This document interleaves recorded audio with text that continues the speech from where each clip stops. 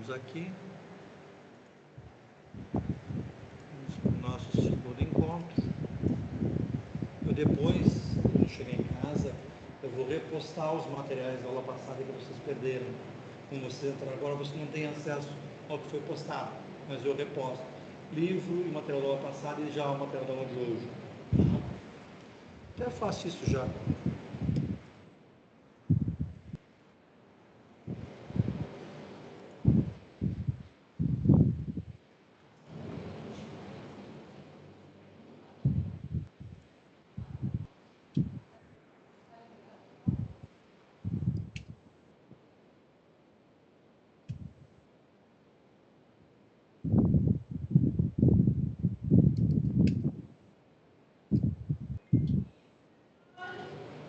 Oi, Cris. Qual é o curso dela? Tudo lá. Bem, bom, desculpa, eu já fiz a acolhida, Cris. Ah, bem-vindo. Botei, tá, pessoal, o material para vocês.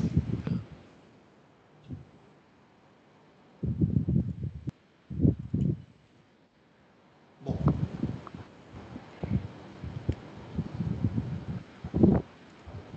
Aqui é o lápis.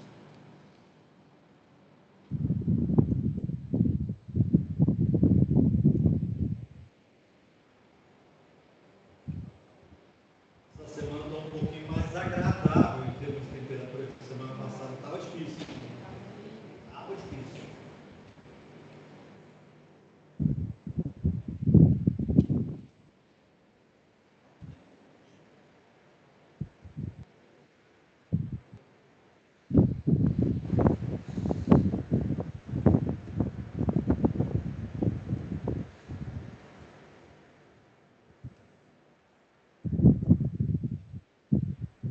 Lá. Vou compartilhar aqui a tela. Boa noite para quem está online. Vamos começar. Eu peço desculpas por ter começado um pouco mais tarde hoje, que tinha a recepção dos calouros, então em função disso que eu acabei me atrasando um pouco, gente.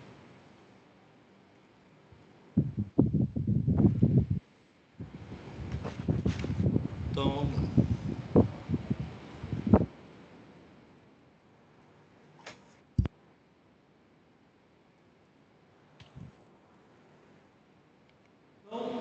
dando continuidade, na aula passada a gente falou muito sobre a questão das instalações sanitárias de água fria e como é que a gente faz um dimensionamento para essas instalações. Quando for o mesmo, deixei lá no pós, pré-aula, as normas referentes a esse tipo de adequação. Hoje a gente vai falar acerca do reservatório, recalque, coluna e barrilhete. É muito comum no Brasil que a população de baixa renda geralmente não faz uso de reservatório.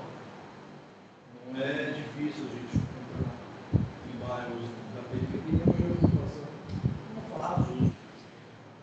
Isso justifica a continuidade do abastecimento de água.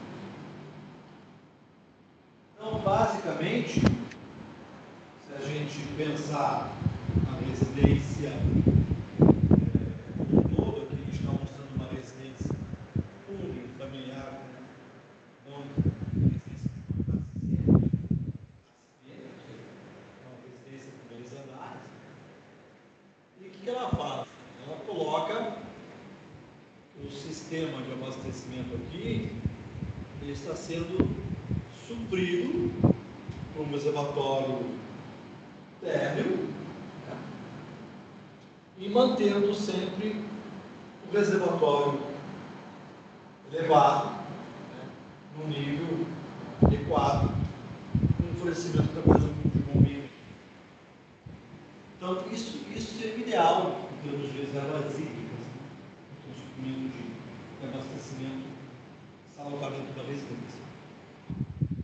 Agora, em geral, residências de pressão reservatório superior que funcionam com baixa pressão. Essa baixa pressão depende da altura que está essa caixa d'água. Se nós supormos aqui, em média, 2,5 metros por andar, ou seja, está em torno de 6,5 metros, né? Ou seja, né, 6,5 MCA seria a pressão desse nosso sistema de residência. A pressão da concessionária é maior do que isso aí. Então, os ramais internos, eles são supridos, né, por bombeamento através da força de gravidade.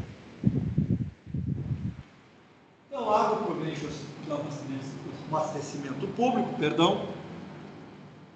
possui uma pressão própria e essa pressão, muitas vezes, apresenta variações ao longo do trajeto. Essas variações são devidas a quê? Todo mundo já fez isso nos transportes. O que tem variação de pressão ao longo do trajeto?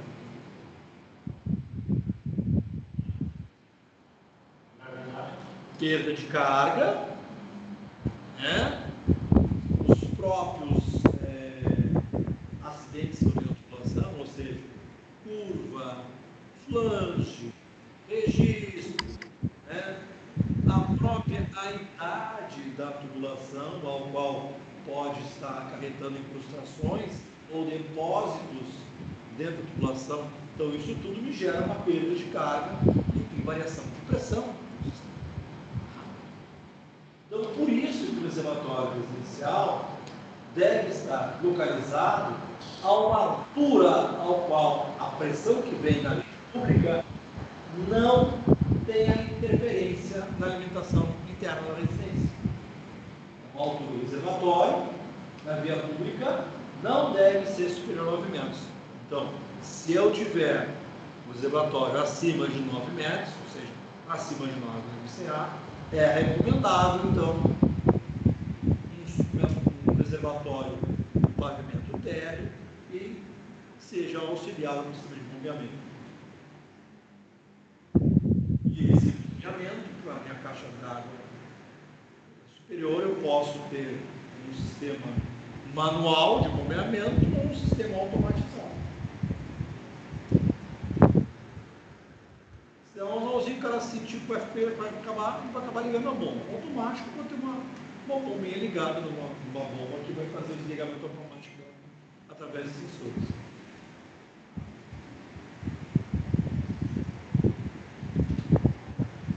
Então, quando a altura ultrapassar os 9 metros, constitui-se então um conjunto de dois reservatórios, o inferior e o superior. O reservatório inferior tem sua alimentação provida pela rede pública. Por sua vez, reflete o reservatório superior por meio do sistema de recalque, constituído motor e bomba. O reservatório superior, por sua vez, alimenta os pontos de consumo da residência. Uma coisa que é muito comum, gente, tipo botar um reservatório lá, beleza. Como é que eu vou fazer essa minha instalaçãozinha ali?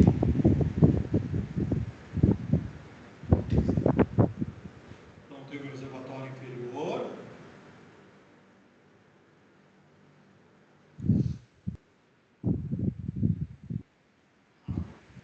Suprido, né, pela concessionária. Aqui eu vou ter uma torneirinha de boia, né?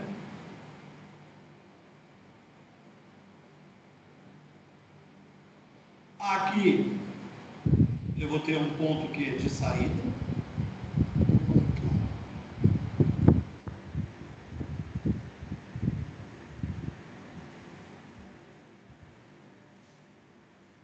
Vou ter uma bombinha. E essa bombinha vai suprir o reservatório superior.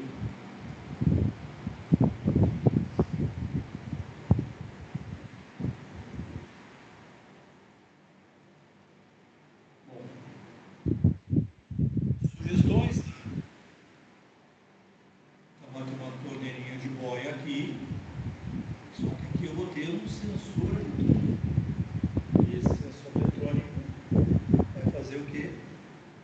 vai me alimentar.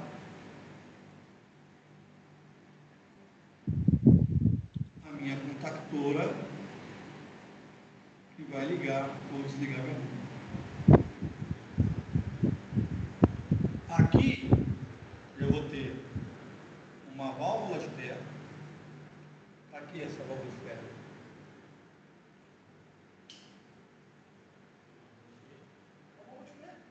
Um crivo.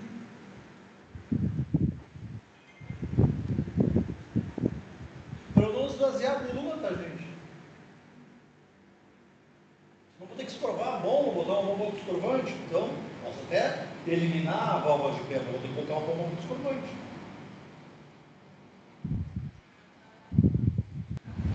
Não tá fazendo muita diferença, tá sempre barato quando tá, o custo está muito tensão.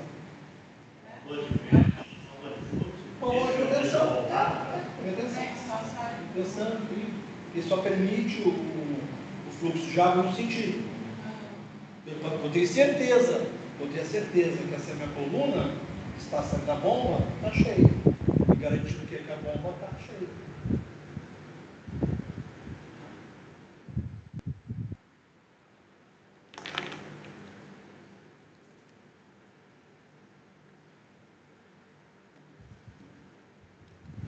Bom, então, sistema de reservatório, então, reservatório residencial, localizado por tal pressão da rede pública seja suficiente. Então, com altura para 9 metros, fazer dois reservatórios. Então, o reservatório superior, conforme visto anteriormente, ele é alimentado diretamente pela rede local, radial, ou através do sistema de recalque, formado pelo sistema de motor. Esses reservatórios gerais são colocados em locais elevados, sob uma cobertura e uma posição mais próxima quanto possível dos pontos de consumo, por questões de economia e evitar política. Por que por questões de economia?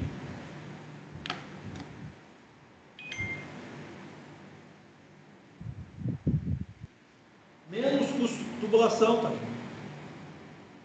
Então, por exemplo, se eu estou fazendo um conjunto de prédios, se eu estou fazendo um sobrado, preferencialmente banheiros em cima um do outro. E cozinha, lavandaria, hora de serviço próximos a ele. Para eu não ter que ter outra linha de saída do meu reservatório. Ou, se eu tiver que fazer uma divisão, eu faço o menor número de conexões, diminuindo a perda de carga.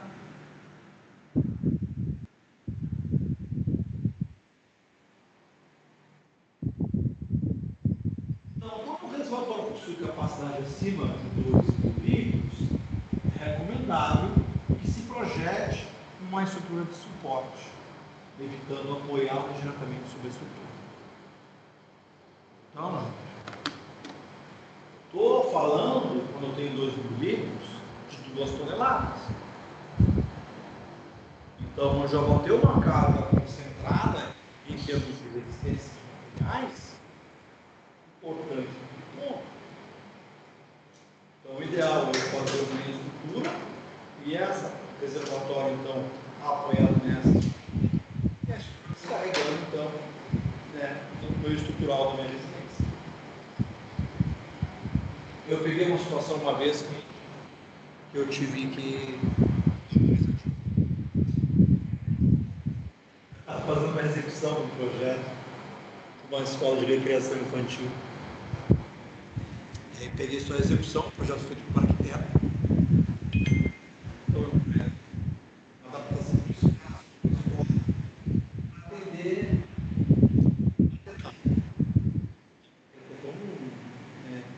reservatório separado, banheiro separado, cozinhazinha separada. Mas agora não, eu tive, beleza. Pegar o projeto de execução da parte hidráulica, tinha um reservatório de 250, beleza?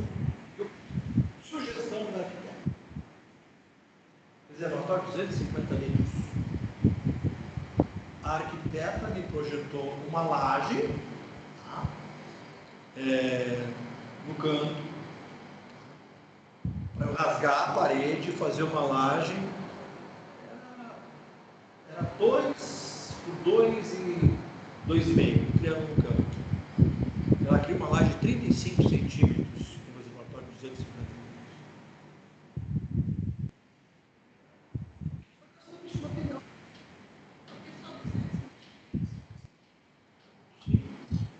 Não, é só para aquele espaço. Mas tem muita... Não vai faltar, porque era dentro de uma escola. Então, deles, é que tinha um suplente de água só para eles ali, na grande. O absurdo foi fazer uma laje. Não, faz isso, esse material. Botei um perfilzinho aí com uma chapa de meia polegada. Tem muitas coisas também malucas. Assim.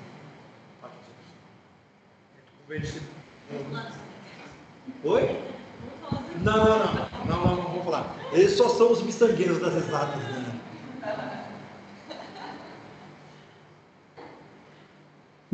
É assim, ó, uma coisa até meio doida, assim. Diretrizes curriculares do módulo, né? Nem mais cálculos tem na literatura. Aí como é que eu explico? Mas não, eles não podem dimensionar médio até 4. Sim, mas não tem mais cálculo. Aí como é que eu explico esses materiais para eles? Que o ponto da carga é um ponto de descontinuidade. O que é isso?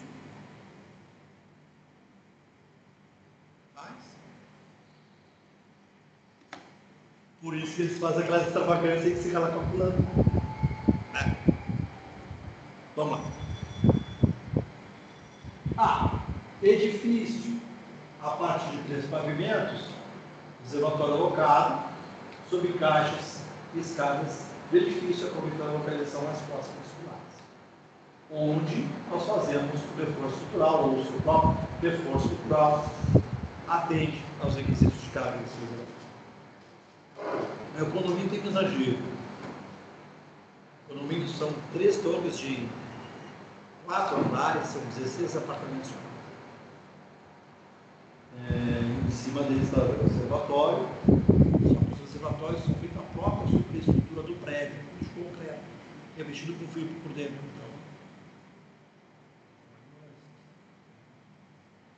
E embaixo, um reservatório que faz o bombeamento. Então tem um reservatório embaixo de 12 mil e 2 caixas em cima de 12 mil litros. Absurdo. Superdimensionamento absurdo. E consegue faltar água, cara. Eu moro em Bagé.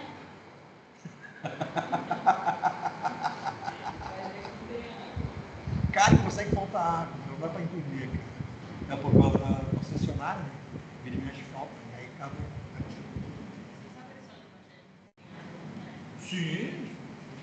Meu avô paterno é oriundo de Piro Machado, ali perto também, é a mesma coisa, só falta menos que Bagé. Não, tem uma piada interna que é assim: qual é a diferença, né, do guri de Rio Grande? Bom, o Balneário Cassino aqui é frequentado. Grandinho, Pelotense, Bagense, né? E como é que tu sabe se o guri é de Rio Grande, de Pelotas ou de Bagé quando estou jogando bola no cassino? Eu vi. Como é que sabe? Os de Rio Grande, pegar a bola na samba, né? Toda mão pro outro puxando a água. Pelotense, perdi a bola. E o Bagense? O Bagense se atira, ele nunca viu água, né? Ele se atira na sanga.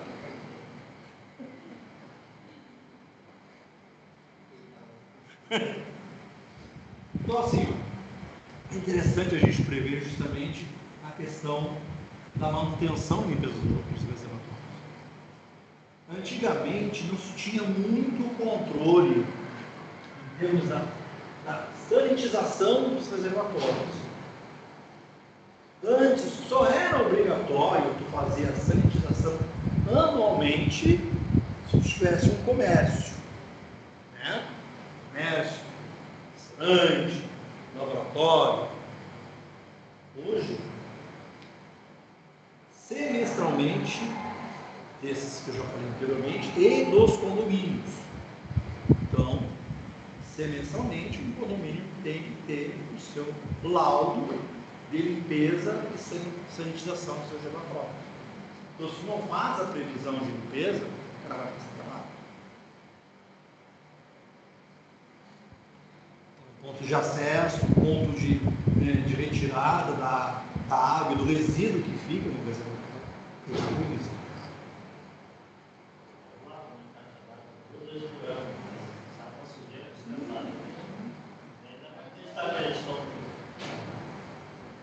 Eu não estou com água na posição. Eu presto para comprar galão de água, mas eu estou com.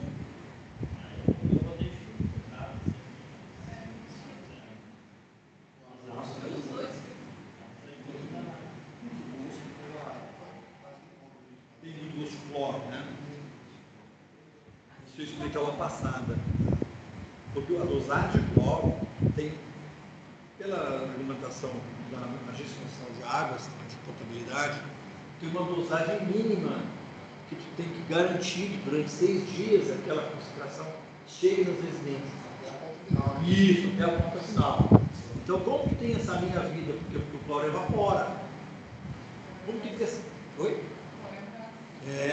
Como a gente tem essa obrigatoriedade da meia-vida, principalmente naquele entorno ou dos reservatórios centrais da própria estação de tratamento, a dosagem agora é muito mais sensível, porque a dosagem agora tem esse gosto. A dosagem, não, assim, para a saúde não tem mal, tem um gosto desagradável. Mas assim, quando a gente não água, depois você direto tomar, fazem tudo,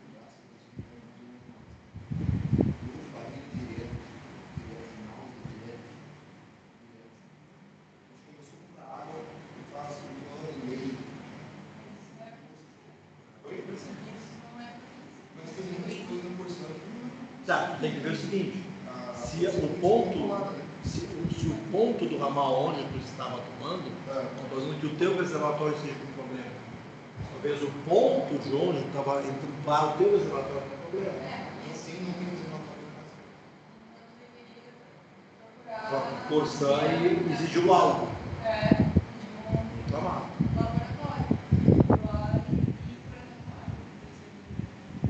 Você leia o nome desse fazer isso. Aqui lá em Porto Alegre, eu tive aquele osso externo, né? Que é daquelas algas. Também pode acontecer, mas é em questão de sabor, questão de problemas assim, pode ser por farmacêutica. Isso pode causar isso. Depois eu vou baixar a norma atualizada da ANA, potabilidade da água, eu vou botar no portal para vocês. E nós temos diversas classificações já.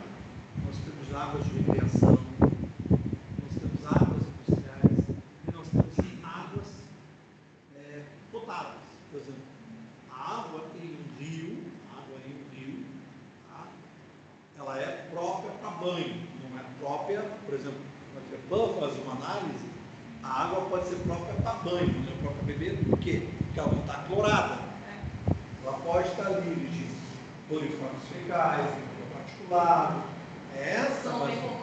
Não tem como garantir a potabilidade. Então, quando eu chamo que o balneário, claro, de águas internas, que são águas doces, que o balneário está próprio para banho, não significa que a água é bebível. Agora, ela é potável. O maior indicador que a gente utiliza para verificar se a água é potável ou não é o que a gente chama de coliformes fecais, porque é uma bactéria. Não é que ela a água está poluída por ter coliformes. Pode ter e não. O coliforme fecal é o indicativo de que a água está sadia. Então, tu testa sem coliformes fecais, vamos fazer uma testagem mais profunda, que deve ter outras bactérias em função dela. Se eu testar uma água e não tiver coliformes fecais, a água está livre para banho. Se não tem o coliforme, não tem os outros. Aí você faz teste é tolerância. Mais resistente. Não deveria dar. Provavelmente esse ponto de tomada podia estar contaminado.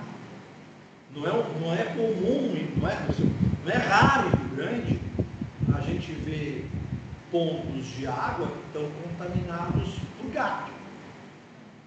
E o cara.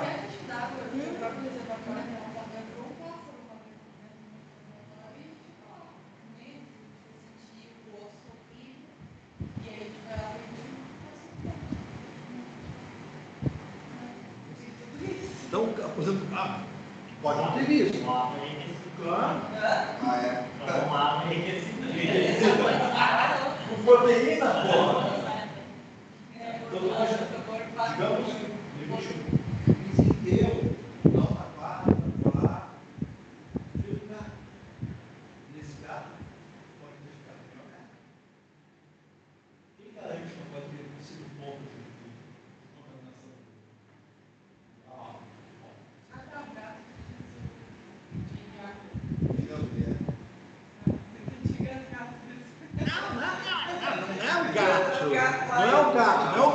Não é o minhal, é o outro tipo de minhal.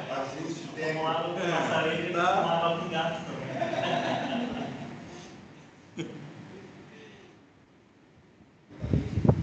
No reservatório inferior, então, se eu tenho um reservatório com mais de 9 metros, então eu tenho necessidade de ter um reservatório inferior. Cara, isso é muito importante, o reservatório inferior, de eu cuidar, por exemplo, o acesso. Eu já briguei com o meu sítio lá, não foi 2 vezes. Apesar de ser de fácil acesso, eu não posso deixar de acesso livre a todos. E já aconteceu no meu condomínio, né?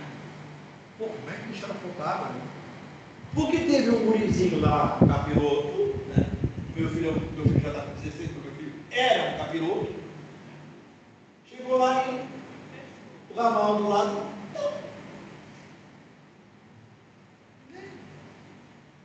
Como é que vai encher os reservatórios de terra? Tem como. Faltou água, então faltou água bonito. Secou o reservatório de baixo e os 2 de cima. Até normalizar foi quase 24 horas. Sim, porque tudo é com sistema de bomba eletrônica, né? Então ele vai subindo aos poucos, né? Então a gente equaliza as 2 caixas de 8.000 em cima e a de baixo de 12. Não, e os arigó também começam a ficar com pouca água, tinha mais água, em vez de deixar por encher, não, começa a abrir. Aí começa a ficar a tubulação. Gente, fecha a porra das torneiras, deixa. Todo mundo só quer saber do seu pirão primeiro. Pirão é pouco, primeiro eu. Então, além disso, foi? Ele deu aquela situação da semana passada que falou do ar. Exatamente. Deu uma Eu falei semana passada que o ideal é a gente colocar antes do hidrômetro um purgador de ar para a gente não tenha, não esteja pagando o ar da concessionária. Porque todas as vezes que se faz uma manutenção do sistema, fica com ar na linha e assim tu paga esse ar que tu te conviou.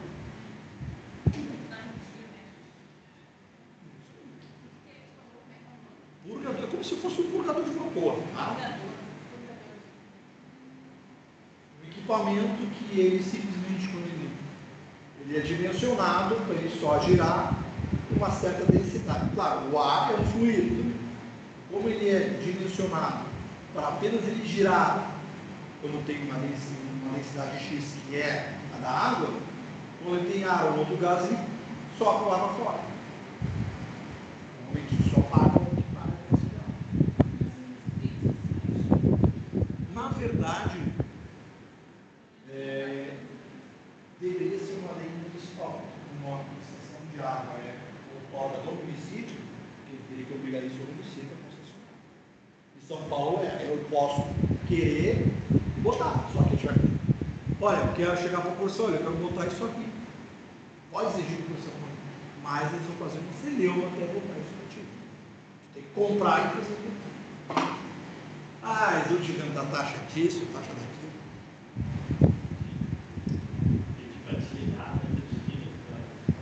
Uma semana assim.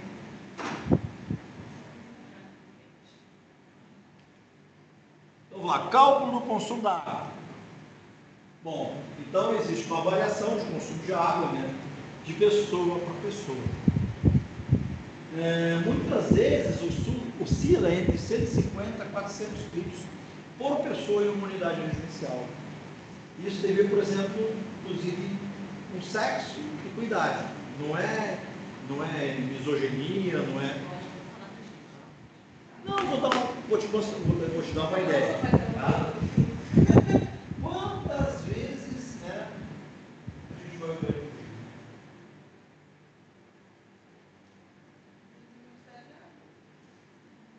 Então depende, isso é muito, e é sazonal e de pessoa a pessoa.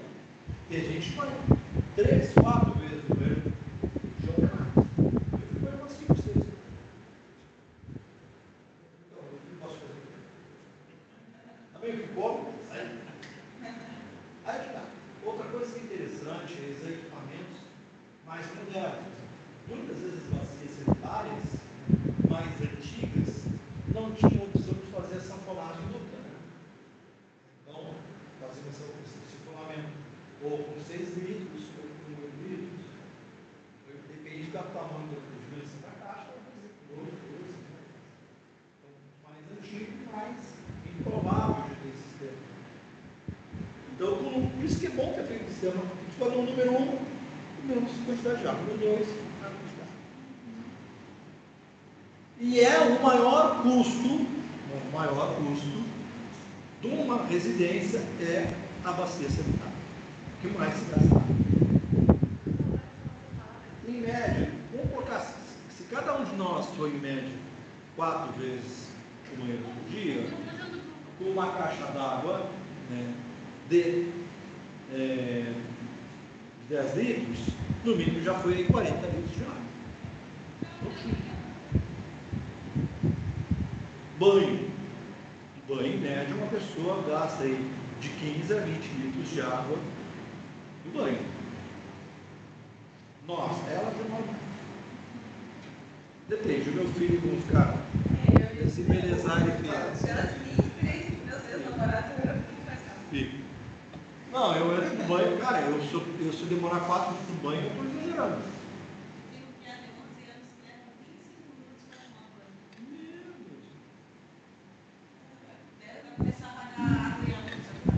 Não, eu disse ao meu filho, olha, quando vocês pagarem os boletos de vocês vão demorar 5 minutos no banho.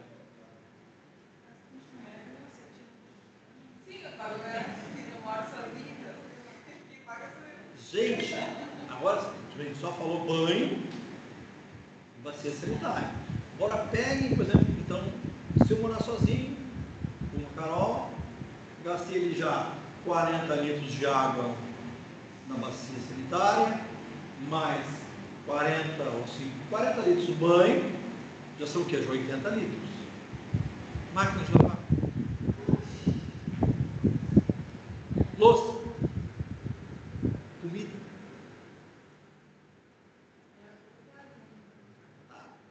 Então, é esse o cálculo. Então, varia de 150 a 400 litros. Então, isso vai uma residência, então, uma média do brasileiro de 4 pessoas, no mínimo, o ideal é de ter pelo menos um reservatório com 500 litros em casa. Então, como é que a gente determinou isso? Se estipulou que o cálculo do consumo médio do brasileiro, um padrão, se estipulou com 200 litros. Então, se chegou a essa fórmula aqui, né, que é o cálculo do consumo diário, ou seja, o CD, né, P é a quantidade de pessoas que vão ocupar aquela edificação, e o que é quantidade de consumo de pessoas por dia. Então, tu tem ideia de fazer o dimensionamento do reservatório. Ah, mas se eu tiver no escritório é diferente, sim, é diferente. Se for um restaurante também é diferente. Então, ali, ó. geral, quando não temos o conhecimento de pessoas, a gente calcula da seguinte forma. Então, residência, a gente coloca 2 pessoas por dormitório. Então, um apartamento de 2 dormitórios, eu vou calcular como se fosse 4 pessoas morando naquele apartamento. Eu calculo como faço 4 pessoas. Com 3 dormitórios, eu vou calcular como se fosse 6 pessoas. Escritório, uma pessoa para cada 6 metros quadrados de área. Loja, as regras, uma pessoa para cada 2,5 metros quadrados de área. Loja subbaixo de pavimento, uma pessoa para cada 5 metros quadrados. Shopping center, uma pessoa para cada 5 metros quadrados, ou seja, mesma metade. E restaurante, uma pessoa para cada 1,42 metros quadrados de área. Porque restaurante vai ter relativamente menor consumo, porque o tempo que vai passar menos nessa área é o restaurante.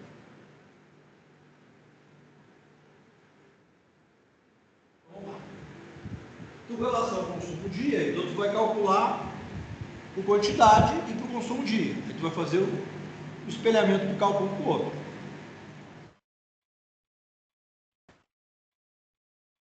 Quantidade de consumo. Unidades populares. Regulares a gente vai calcular 150 litros por dia. Apartamentos, 200 litros por pessoa dia. Pessoa dia. Pessoas por dia, Escritório, 50 litros por pessoa por dia. Na verdade, a gente tinha que ser vezes dia. Pessoa vezes dia. Então, residência, 250 litros por pessoa ao dia. E restaurante, 25 litros por refeição. Então, vou atender 100 pessoas, vou servir refeições, 200 refeições. Confecção dos alimentos.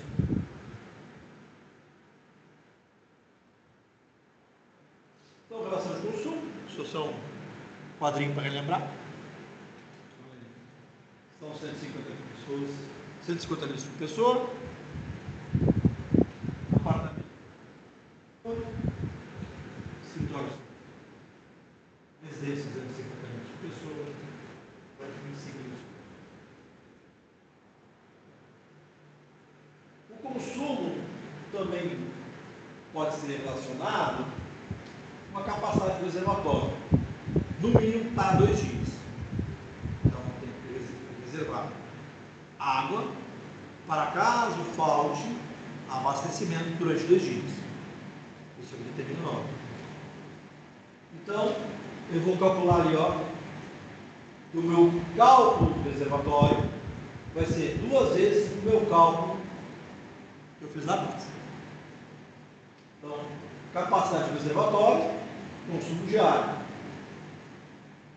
Então, por isso que normalmente residências unifamiliares de mais baixa renda, esse reservatório de 500 litros, porque o cara não vai ter uma máquina de lavar com grande capacidade, e uma família de classe B ou classe A, eu utilizo. No caso de uma edificação com reservatório superior e inferior, a capacidade total calculada deverá ser distribuída da seguinte forma: o superior com 40% do consumo de reserva e o inferior com 60%.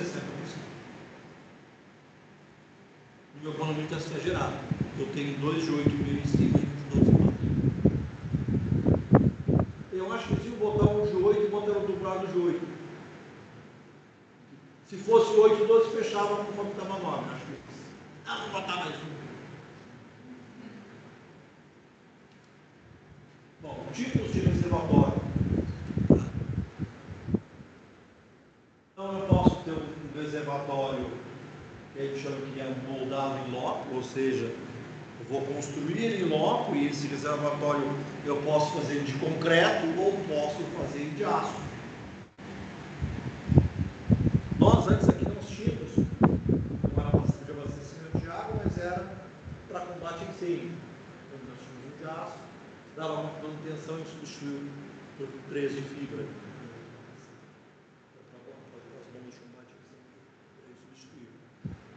Já nos outros aqui, já é um algibe embaixo, concreto, lá em cima, de fibra de cimento, de fibra de vidro. Então, nesses casos, é necessário a gente fazer logo quando tem uma grande necessidade de abastecimento de água. Então, eu tenho que seguir, se eu faço de concreto, eu tenho que me atentar às normas de concreto e com relação à impermeabilização 95/75. Essas duas normas eu botei para vocês já. Então, o meu volume desse meu reservatório, né, cara, ele vai ser igual à capacidade que eu calculei. Então, uma capacidade em litros de reserva, eu vou ter que fazer um reservatório na mesma capacidade. Um exemplo de reservatório de aço.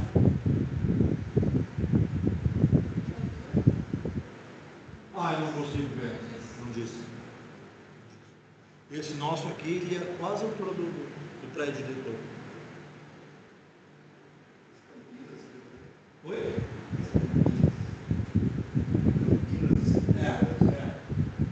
É que isso até vai produzir em Valinhos, né? Porque é lá de Campinas. Então, reservatório industrializado, então o reservatório pode ser fabricado de diversos materiais, de metal, de polietileno, de fibra. Isso aqui está errado, não se faz mais. Em geral, sua capacidade é entre 1.000 a 2.000 litros. Acima disso, eles são fabricados por encomenda. Você já viu como é que é extrusado de plástico? É como se fosse fazer uma garrafa PET. Coloca no molde do sulfuro quente. Oi? Não, a maioria hoje é feita de PVC ou fibra de carbono, ou fibra de vidro. Então, suas vantagens em relação aos outros tipos de material, ou seja, o de PVC e o de fibra de vidro, que superfície interna lisa. Ou seja, tem muito menos acúmulo de sujeira, muito mais fácil de sanitizar. Leveza, é fácil o transporte. Cuidado não para deixar vazio.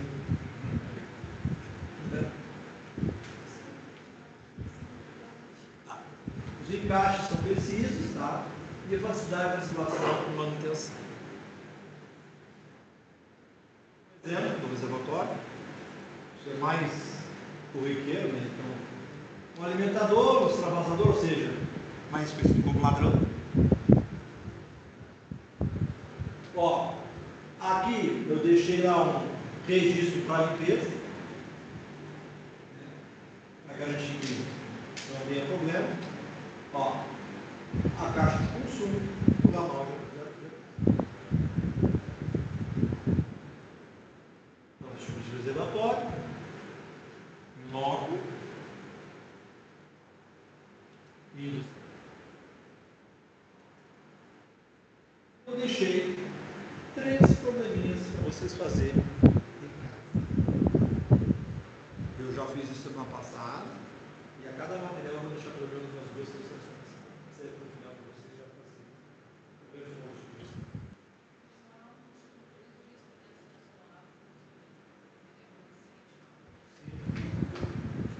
Quanto isso eu vou te